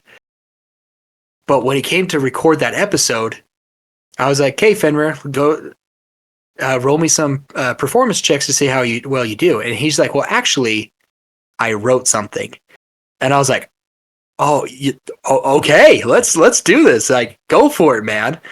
And he did a parody of a few songs, and I was like, just watching it. I remember just watching it. I'm like, Zeb never would have done that. 10 years ago, Zeb never would have been brave enough in front of audiences of 100,000 people to get up and kind of not make a fool of himself, but step out on stage and let himself be vulnerable like that.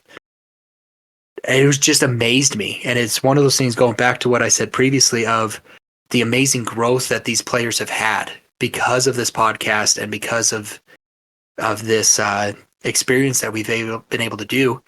Zeb's been able to come out of his shell a little bit. Zeb himself, through Fenrir, was able to do something that Zeb himself never would have done. But it's a safe environment. He was able to be comfortable with himself amongst friends to do something he wouldn't have done before. And he's told me this. He's like, because playing Fenrir and being able to express myself through Fenrir, he's able to do it outside of D&D. He's like, it's helped me in my work to be more social, to be more talkative to people because of this. And so it's been amazing growth to see Fenrir help Zeb develop socially and just be an amazing character. Honestly, he's definitely my wild card. I never know what he's going to do. Yeah. And so that's been some fun experience. Yeah, and as a game master myself, I'm under the big belief that good roleplay should always be rewarded, regardless of like what it is. So like, if they want to roll for it, they can roll. But if someone goes out of their way and they do something like that, like once again, Fancy Pants, one of the characters, I don't think he's a full bard class, but he has some bard levels. And this guy that plays him actually will write and record songs for his bard to sing for the show. So there's I think there's like 3 different sections throughout all the episodes that's like he's wrote these songs. Like one was just a song he's singing while they're traveling. Another was a funeral song because they had a player death. And so, well, not player death, character death. And so the guy wrote a song for the character's funeral. Another one was, this girl he's interested in. He's trying to get into the dance. So he sings the song to get her to dance. And no, it was not Shut Up and Dance With Me. That was not the song. Oh, okay. No, but it was just really good. And it's like, of course, the deal was like, here's a button. Because they use the buttons for, like, again, they're like inspiration kind of points and stuff. Mm-hmm.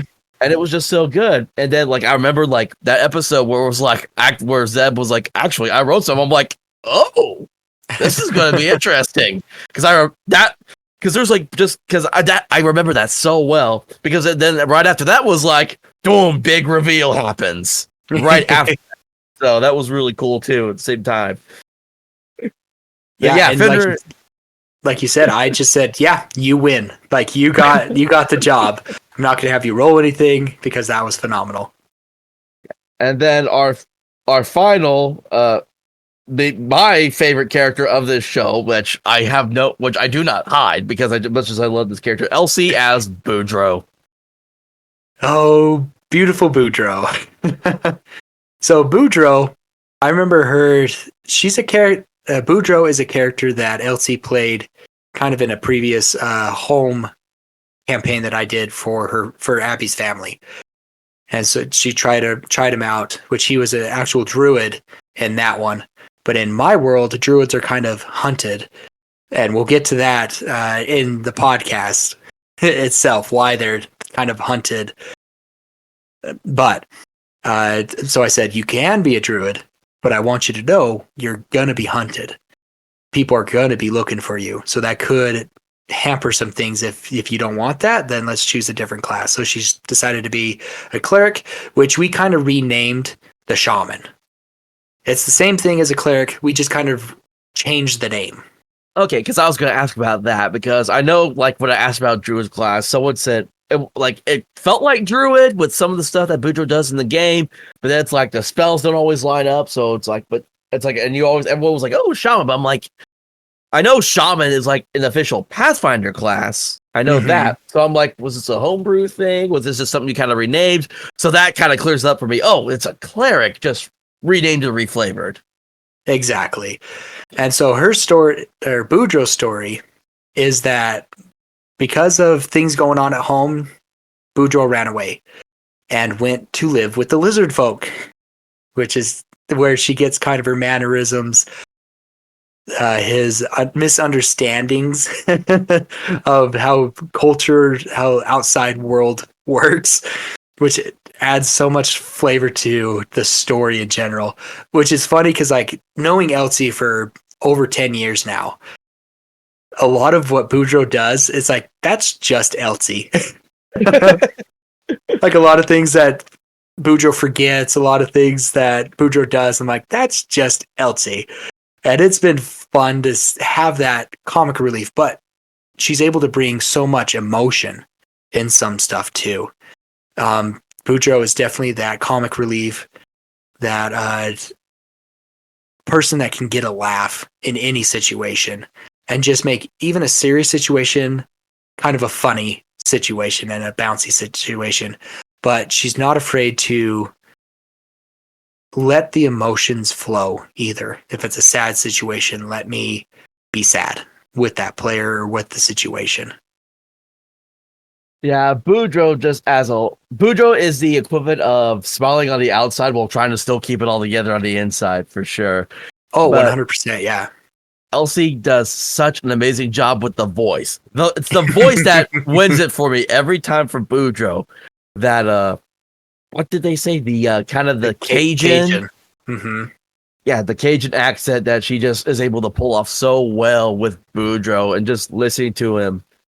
Listen to Boudreaux, the character, talk throughout the entire every episode just gets me every time. And like you said, the comedy is what also sells it for me. Just how he's just able, especially in the most serious moment, be able to fire off with that comedy relief, which I think is a very important thing to do as a game master. Where if you're in the middle of a serious moment, or you're just finished with a serious moment, ease up on that tension a little bit with some comedy. That's always been kind of like a go-to thing that I will do for my games that I've done. And then, but yeah, especially now in these later episodes, we see Boudreaux being a lot more open with the party and being like, hey, I'm not okay, kind of basically. Exactly. Because like you said, when we were talking about Henley, Boudreaux has a lot of information. He's gotten like visions and stuff like that, but he just keeps to himself. The funniest part about Boudreaux is like he'll have those visions and then he'll like briefly mention it, and the party will look at him and be like, "What are you talking about?" And they're like, "Oh, nothing, nothing," and trying to hide it and not talk about it.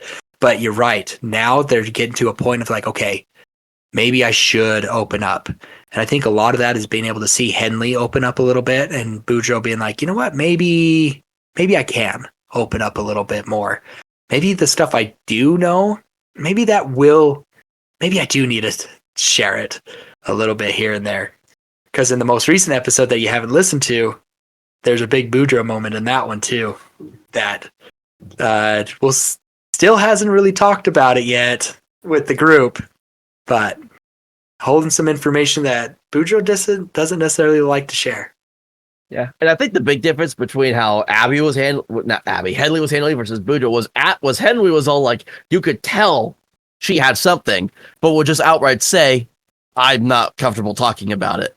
But with Boudreaux, and I relate to Boudreaux, and he was a guy who was like, he would just be able to, he could play it off, and no one would think the wiser. And that's kind of how I was too for like the longest time, where it's like, I would be dealing with something, and I just go about my day like there's nothing wrong. And that's a lot like how Boudreaux was. Especially like the blue potato, the long nose, like just hiding, like focusing on that instead of being like, oh no, I got something wrong with me, but I'm the comedy relief. I gotta make sure everyone's still uplifted. Basically making sure everyone else is okay before worrying about himself. Exactly. And that is a strength / flaw of Boudreaux, right? Mm-hmm. That he's trying to make sure everybody else is good. But if anybody checks in on Boudreaux, are you okay? Oh yeah, I'm fine. I'm perfectly fine.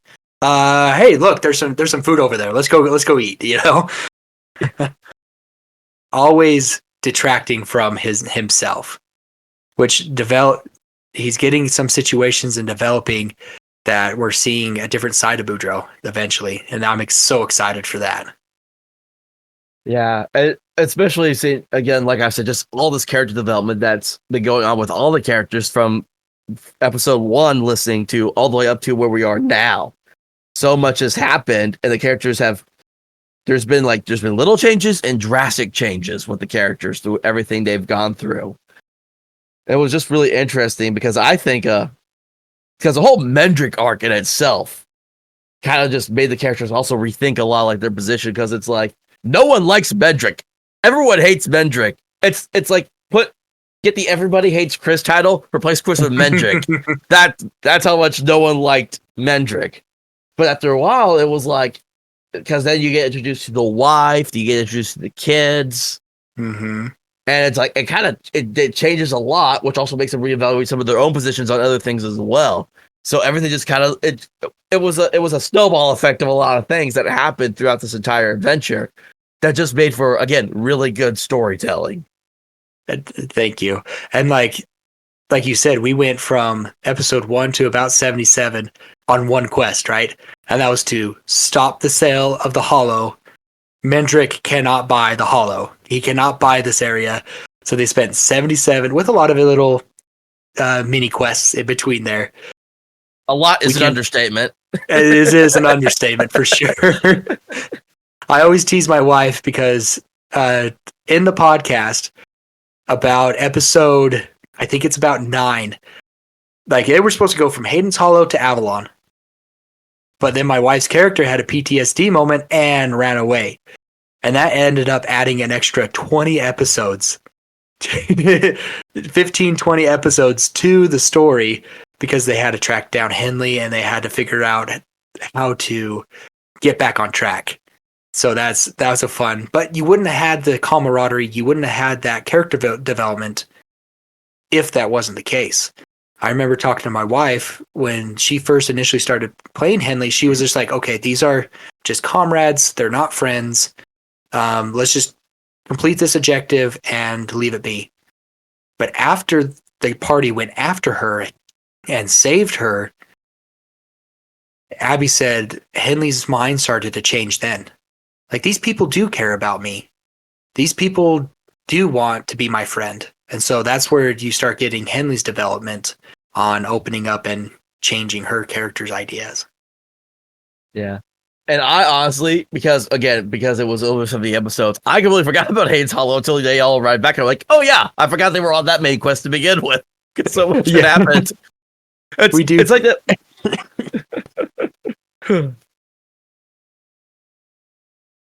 And that's been kind of the fun. And as you mentioned before, I have this character named Solemn, the Chaos Bard, who kind of follows the group around. He's the Chaos Bard. He's the name of the show.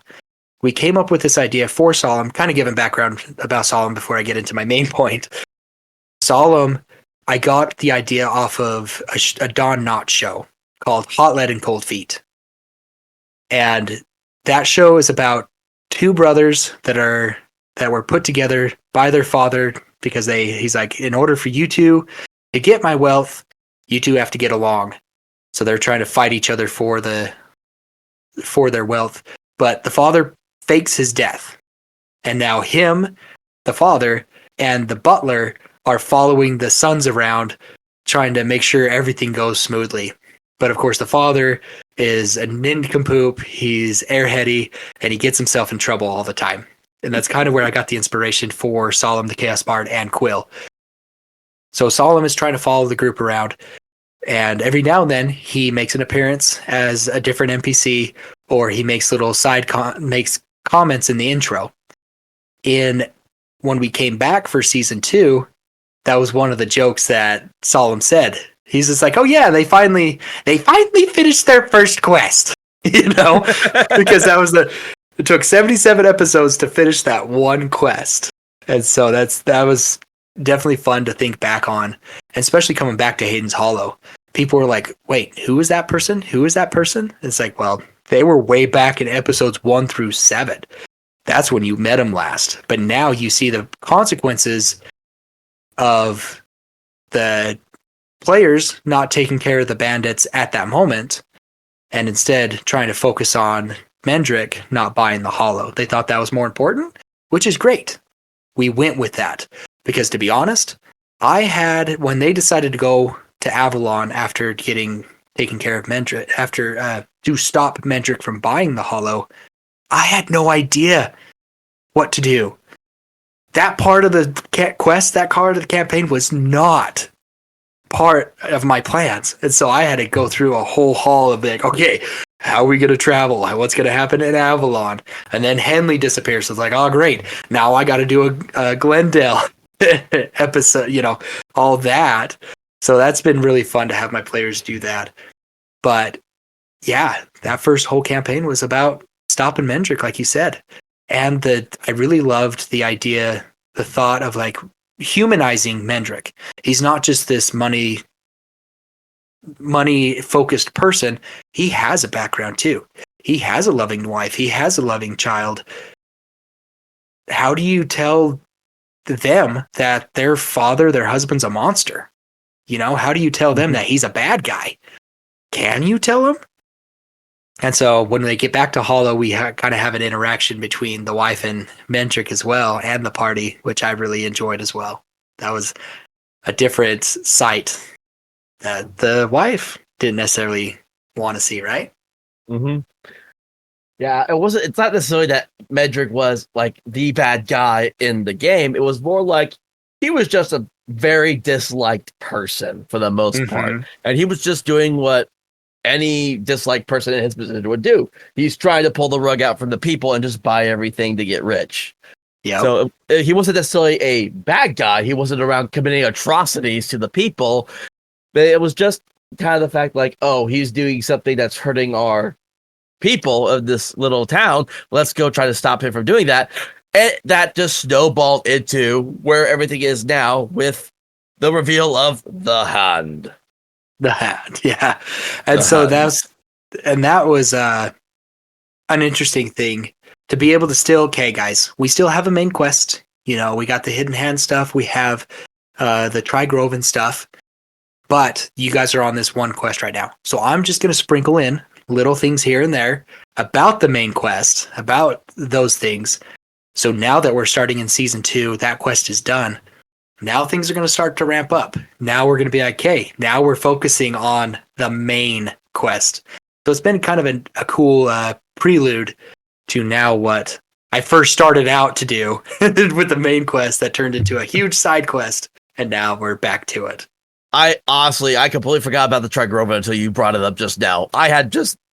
You said that and I'm like, oh yeah, I forgot. That was a thing, the Trigroven. That was a thing that had bad impacts on the world. And yeah, we should probably look into that.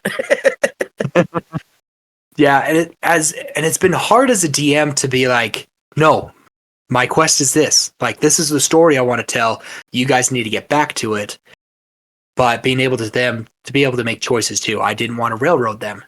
So we've been able to go on that little side quest of Mendrick, but being able to remind them, hey, you still got this Trigroven problem. Hey, you still have this problem. Hey, don't forget about this. So it's been hard to not add more quests to them, even though I did. But now we're wrapping up those quests to focus on the main quest. Yeah, it's like it's a basically I like to call it the telltale effect, where it's like you can choose one option over the other, and while the option you chose may give to something good, not picking the other option may lead to something else that the party may not like in the long run. So exactly, which I think is like a perfect way, because the other podcasts I used to listen to a lot, they don't do anything anymore now. They kind of ended it. They're on break currently, hopefully not permanently, but that they were on this one quest, and then the guys in the party got completely sidetracked doing like 100 other things. And that led up to what the stuff they were originally trying to do, kind of getting like falling flat on their face kind of deal, because everything kind of happened against them when they finally got to what they were trying to do. So, yeah, I could see like they were so focused on Mendrick. What's everyone else now up to since this has all been going on, kind of deal. So that's been exactly trying to make sure it's like, hey, this world is still moving. So you guys decided not to do this, so now this is just ramped up because you didn't face it back then, right? With the bandits at Hayden's Hollow, things got bigger. And it frustrated me at first when I'm like, I want to tell the story of the Trigroven, but you guys are too busy focusing on Mendrick. I was a little frustrated about that. But then as I started thinking about it, it's like, you know what? We're having a fun time. We're telling an awesome story. We're delving into people's backgrounds, which is what I want. I want fun. I want people developing their characters. I want people to listen and enjoy themselves, and we are. What am I worried about? This campaign can go as long as we want it to. Let's just have fun. That's when I started changing my DM style and just going with the flow instead of being like, no, we got to stay on this stuff. You know, being too focused on it.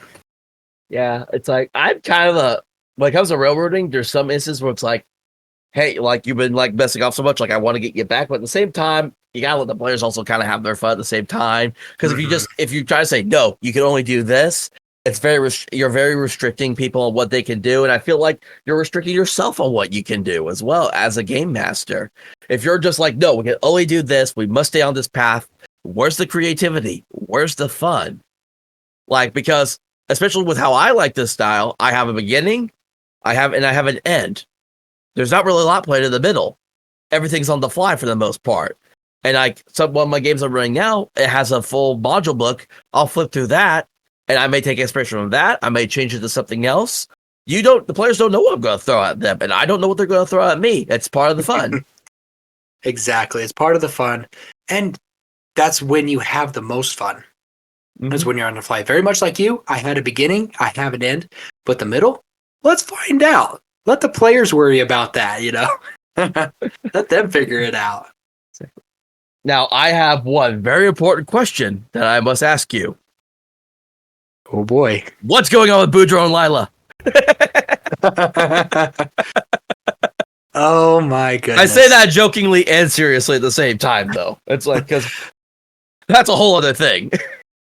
Oh my goodness. You will love this next episode. When you get to listen to it, you will love this episode because there's a lot of Lila Boudreaux stuff in it.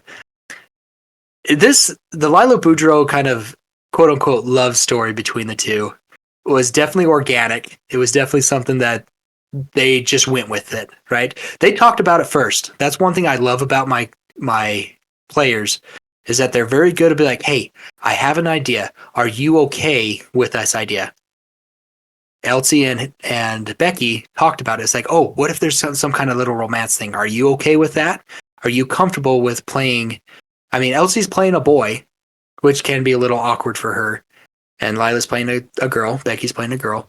And so they made sure that they were both comfortable with those scenarios. So I was very proud of them for doing that. And they just ran with it. And I love the awkwardness between the two. I love the tropes that they play into, right? Lila, very woman-esque. You know what you did. And Boudreaux will be like, I have no idea what I did. I have no idea. You're blaming me for something that I have no idea what happened, They play really good into those tropes and the miscommunication that men and women have all the time. They play really big into that as well. And I can't reveal too much of it because you haven't listened to it. Plus, I want to give the listeners a little come listen to the show and just see what's going on. But it's been a fun little interaction between the two. And somewhat involving everybody else in it, right? Because everybody else, the rest of the party's like looking in and be like, just say it. Just say you love them. Just give them a kiss. Like, just do something. But neither one of them want to take the action, right? But everybody else sees it. I love how Abby, as Henley said perfectly in the previous episode, she really likes you, but it's complicated. Perfect summary of that whole relationship right there. They like each other. It's really complicated. It's complicated. Because, of course, Lila Garotha, they're two different people. Garotha doesn't like Boudreaux. Lila loves Boudreaux. Boudreaux doesn't like Garotha, but loves Lila. And so it's like there's that third wheel that won't go away, and that's kind of hindering it. But it's been really fun, especially Boudreaux seems to talk to Garotha a lot instead of Lila. And she's like, you realize you're talking to Garotha. Oh, yeah, that's right. Can I talk to Lila? Well, that's another thing that made me think of. Does Lila Garotha's does her appearance change whenever the personality switch, or does she look the same the entire time? Because I know I've been missing this because I still can't picture Boudreaux the way that he's been drawn because based on this voice when I first was listening to him, I was picturing this. Still, was he a dwarf? Is what Boudreaux is? This dwarf, I'm picturing like this young adult, or just Raggedy Ann and Dan looking, clean shaven though for some reason, just very dirty and all that. Just being this young adult dwarf that hasn't fully grown into himself yet. But apparently he's older and more adult, but he doesn't act like it. So it's hard to me to picture him with that adult form when. Yeah. Anyways, but like I was saying, when I picture like how Lila and Garotha when the personality switch, I feel like maybe there's something about her that just shifts a little bit or changes to let you know, oh, this is kind of who you're talking to that maybe some people just don't pick up. Yeah, and if we had video, you'd be able to see the difference in how Becky portrays them. Because Lila is very bouncy, like she's sitting there bouncing in her seat as she talks as Lila, but Garotha is very still, sits up straight, and just talks very mechanically, if that makes sense. Just be like, this is how it is, and you're gonna deal with it. And with going back to Boudreaux, when you said that he kind of is, I think the pictures that have been drawn are very misleading because he actually is pretty young. He is pretty young dwarf. Yeah. He's like a old teenager, young adult kind of age, what we would consider as 19, 22 years old. And the same thing Because with Lila Karatha. because I'm trying to think kind of like similar to the kind of elves, like saying like a 40-year-old dwarf would be like maybe 20 in human years, whereas like Yeah, 200 years for an elf would be like 20 years human. exactly. So our group is pretty much around the same age, though one's a halfling, so their ages are a little different. Henley's a human, which she's about 20, I think 20, 23 years old, something like that. Fenrir, young adult. Lila Garatha is on the older end for an orc. But of course, her life is a little different because she got part dwarf as well. So she's actually little on the older end for that. But everybody else, yeah, they're young adults. They're trying to Yeah. figure out life. One of because my game I have like multiple characters played because that's how I am. I like to make characters nonstop sometimes, but if I really like the game, one of my characters so in this game you have skalds, which are basically the bards of the game. You have skalds, and so poetry, singing, that's what skalds do. And then he's also a gray wizard. So he's this 50-year-old elf wizard. So he's a young adult by like human standards. But by elven standards, everyone still views him as a child, and so does the rest of this world. Because he's an elf, he's only 50. Why is he traveling on his own? This is basically a child, is what everyone thinks. And then they started that, and I, as the character, will be like, I'm 50 years old. Why is everyone looking at me like I'm a child? I'm 50. and my societal standards are like, no, you're still a child. So there was this funny episode in a game I played where we went to this dwarven citadel. And my elf could speak dwarven, so he's speaking to these dwarves, and I just let it slip, not thinking that, I'm 50. But he's been like out for a while, and all of a sudden that changed the story. And this old grandmotherly dwarf comes into the picture. She's like, "Oh, come with me, dearie." And it's like, I'm fighting against this, am I? And then everyone's like, "Nope." And so while the party is going off doing other things, I'm stuck in this. Basically, it's a comedy scene with the adults sitting at the tea party table with a chair that's too small for him. That was my elf character as he's talking to this grandmotherly dwarf, trying to figure out, how am I going to get out of this mess? Oh, poor little guy. Yeah. All right. And I think the good final question to end this on is, so we've ended basically kind of like the first campaign, quote unquote. Mm-hmm. There's all this stuff that's going on. We're about to enter a new adventure. What's the future for Tomes of the Chaos Bard look like? Where do y'all see yourself kind of going from here on out? Now that this kind of first campaign's come to an end, you're about to embark on new adventures. Yeah, so we just, like you said, we just wrapped up season 1, so they're still playing the same characters in this season 2. But I do have plans for a whole new, brand new campaign. Still dealing with the world of Keleth, but time has passed. The ending of this campaign is going to heavily influence what's going to happen in campaign 2. I'm so excited because it's going to be a little steampunkish, the next campaign that we do. So it'll be kind of a new environment for me to come up with these different ideas. And as we finish up this campaign 1, you're going to see kind of hints of, that's going to affect campaign 2. That's going to affect campaign 2. Here's the little hints of the steampunkish stuff. Like, we're going to start evolving that. So how long this next season starts or takes, we don't know. It could be a year and a half. It could be another 3 years before we finish. And so I do have plans for a next one. We all still plan on being a part of this podcast for the near future, until we decide we're done. But honestly, in 3 years, we may be like, yeah, maybe we're done. Maybe we'll take an extended break. But as of right now, we're full bore. We could go another 15 years. Like, we're excited about it. I have different plans. One other future thing that we plan on doing is some of the other players stepping up and maybe doing like a short little campaign of their own world, or they could take a little side story that maybe we weren't able to finish in season 1, maybe going into the werewolf thing. that they could run with it and be like, hey, take about 50 episodes, come up with an idea and see what we can do. Little mini campaigns that Elsie's shown interest, Zeb has shown interest on running a little mini series. So you can expect that in the future as well. I'm just picturing 30 years later, D&D 10th edition has been released, and Tomes of the Chaos Bard is now on their 1000th episode. Oh, goodness. That'd be awesome, right? Becoming the 5e version of the 1e players. You're just it's and the characters may age with the players too. So it's roll Constitution. See if you make sure you can hold it before you reach the end of the line.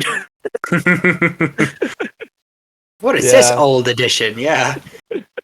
But we do plan on, when the new edition starts coming out, right?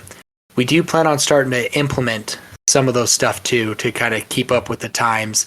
And, like we talked at the very beginning of this recording, we grow with the changes. Some of the changes will be good for it. And if we don't like it, maybe we'll just push it to the side and, we'll keep the stuff that we like. Yeah, exactly. And it's people should be comfortable just playing how they want. I know there's people that play 4th edition that are out there, even though it's the one that gets the most dunked on. People like 4th edition for what it is, because 4th edition was supposed to, I guess, emulate a video game. Some people liked it, a lot of people didn't. But hey, if you like it, that's what you like. And then same with me, I'm very picky on a lot of games. There's some I own that I like, and some I look at them I don't know why I bought this. Oh, 100%. I own Pathfinder books, but I look at them, I'm I don't even know if I'm ever gonna play this, because Pathfinders is super crunchy. Now, I love the character creation part of it, because I could create so much. I had this idea for an undead cleric at one point. He was a skeleton named Slackjaw, because his jaw would just kind of hang loose, and so he was Slackjaw the cleric. Nice. And I had this whole backstory I came up for him. He was alive at one point, he died. A goddess took pity on him, brought him back to life, so now he's this cleric. And even though he can't heal himself, because that would hurt him, he can heal other people. And so he's just kind of this. He's this weird. What's the word I'm looking for? Monogamy. Was it monogamy? Because he's undead, which is looked down upon. But he's a cleric. But he's a life-giving cleric. So there's people that go after him, and then the way they find him, they're do we attack? Because he's not a bad guy. He just happens to be undead, which is why I had him as I think it was neutral good, because it's he understands he's kind of an abomination because he's a skeleton, but at the same time he just wants to help. It's he was given a second chance and he plans to use it, kind of deal. So I gotcha. Yeah, that's fun. Yeah, so if I ever actually get to play Pathfinder, that's what I'm going to do, because that's I think that's the only Pathfinder character I've actually ever sat down and made, because I like the idea of just being a walking, talking skeleton that's just able to do stuff. So I thought that was fun. Yeah, and I do enjoy the idea from this new edition that I've heard, you're able to customize your background a little bit. That's one thing with 5e that I always struggled with a little bit. It's hard to customize and make certain things fit into your character. And so with the new edition, it's definitely more flexible on that. I believe, if I heard correctly, there's actually weapon masteries that you can do. So if you're I want to be a certain class, but that class doesn't let me use said weapon. Let's just say a mace, right? I'm a wizard. I necessarily can't use them. Let's go Morningstar. But I want to be a wizard that uses a Morningstar. Well, you can actually put points into getting a mastery for a mace. So you could be a wizard that wields a Morningstar, which is a martial weapon and not a simple weapon. And so I really like the customization that this new era brings to us. Whether you call it a new edition or just an addition to the edition, I don't know. But I'm excited for it. I'm excited for the change. There is stuff in 5e that needs to be revamped. And I think they're doing a good job about it. Just hopefully they don't screw it up like they did a couple years ago. Yeah, that's a whole other podcast of it. So we can talk about that's another whole different subject. Right. I'm glad that they calmed it down, though. Yeah. And so just kind of a final note to wrap on is all the there's been a lot of podcasts I've listened to since I started my own podcasting journey. And a lot of them have either ended or just have been on like breaks for a long time. So I haven't been able to listen to as many as I used to. Like I'm constantly like trying to find new stuff now because I'll finish one library and I'll be like, oh, it's at an end. So now I gotta find something else to replace that time with. So I love that there's always Tomes of the Chaos Bard there for good listening, good fun, great story, great characters, and great cast like yourself. Thank you. Thank you. And so And we're always trying to find other podcasts like us. As you continue on, you can hear more podcasts that have reached out to us. Be like, hey, we're family friendly too. We try and connect with more family friendly stuff. We have connected with more people that are more explicit, but we try and focus on them. One that I would recommend, they're more of a YouTube channel, is Rosemary RPG. Like they are clean, they're family friendly. Me and Becky were actually on their show a couple weeks ago for their Scattering edition, which is kind of a prequel to what they had. They're a great one that I would recommend. They're fun, they're down to earth, and the DM goes with the flow.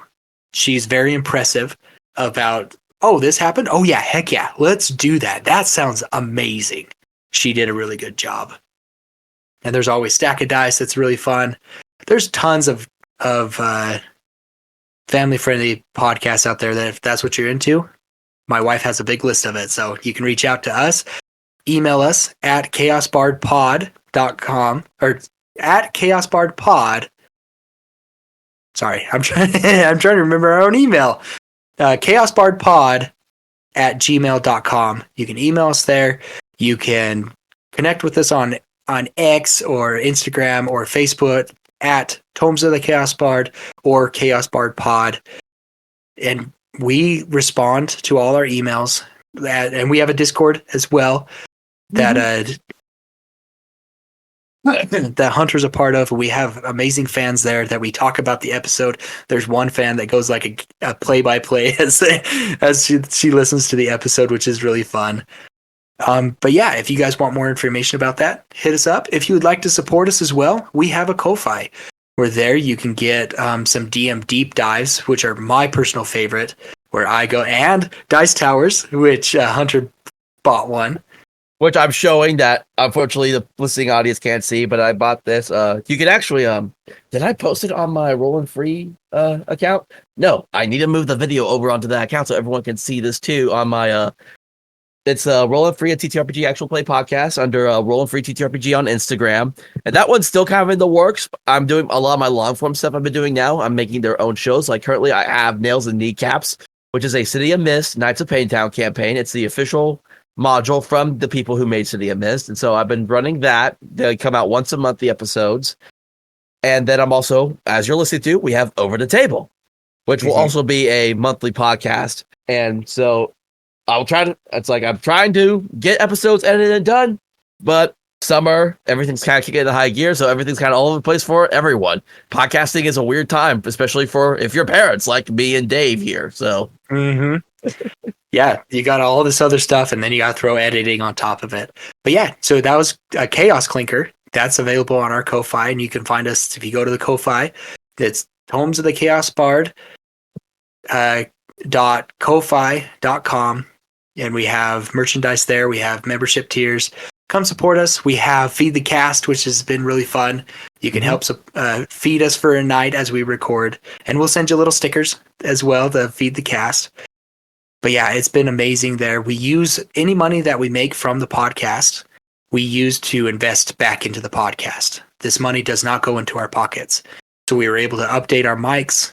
We're looking to update some more recording equipment and to pay artists to kind of revamp our songs, to make them sound like actual instruments instead of like a teeny computer recordings of things. Which we just recently did with this season 2. We redid our main theme, paid a local artist to be that, and that was from donations from fans, so we can enhance our podcast. This money does not go into our pockets. Yeah, and then also go ahead and mention, I want to say that your friend's game that you usually will promote on your show. I forget, Shield Fighters or something like that? Oh, yeah. So we do have a local artist. D.A. Nichols is her name. She wrote our theme music, and she's wrote other songs that we eventually will get to in the podcast. We need to get on that. But yeah, she has Shields of Power. Shields of Power is a TTRPG that she wrote with some friends of hers, and it's on drivethrurpg.com. So if you want to help support her in that way, it's one way that we can pay back to her to promote her game. So drivethrurpg.com, Shields of Power is her TTRPG. Nice. And hold on, I gotta see if the mic will pick up the clinkers. I didn't pick hear it that, up? unfortunately. No, Dang I it. didn't. Must be too quiet. Oh well. If you, it makes a really nice sound, which their mics can pick up. Unfortunately, my mic cannot. So I'll have to figure out how to fix that. So we're actually in the process of kind of revamping that, trying to make it sound a little louder, and so bigger dice could fit down it as well. So we're working on a new format construction of it. I got some Chunky Boys I found at a game store. I'm like, yeah, that's not gonna fit down there. So I don't think a dice tower could fit these big boys. It's like I feel like it's like I asked, which would hurt, a chunky D20 or just a normal D4? So let's find out on next episode of Tomes of the Chaos Bard. Z. Z, nice. All right. So just one more time for the listening audience, where can they all find you again? Yes, you can find us on our socials at Chaos Bard Pod, Facebook at Tomes of the Chaos Bard. We're on Twitter, or X, I guess it is. And Twix, I like to call it. Twix, yeah. Twitter and X. There you go. Is it the right side of the Twix? Or never mind. We won't get into that discussion. But we're on Instagram. We're on X. We have a Discord. Hit our show notes to find our Discord things. We can, if you want to join, I can send you a link to it. We have a fun group of fans there. And like we said, we like to have camaraderie with our fans. We like to talk to them. We like to socialize with them. Email us at chaosbardpod@gmail.com. You can follow me personally on X or Instagram at Grey Jedi 505. That's where I'm at. And I'm always open to talk DMing. I'm always talking about doing interviews with this. I actually, yesterday, I did another interview with another podcast. So 2 interviews in a row. That was really exciting. So, and I really appreciate this, Hunter. I really appreciate sitting down with you, getting to talk to you once again, and just growing our friendship as well. I thank you for this opportunity. It's always a pleasure to get to talk to you, Dave. And I do plan one day to come out to you all to run a game for you all. That is still in the works. It just takes time and it takes money. Something none of us have at the moment currently. So yeah, being parents, that sucks a lot of money out of you. Yep.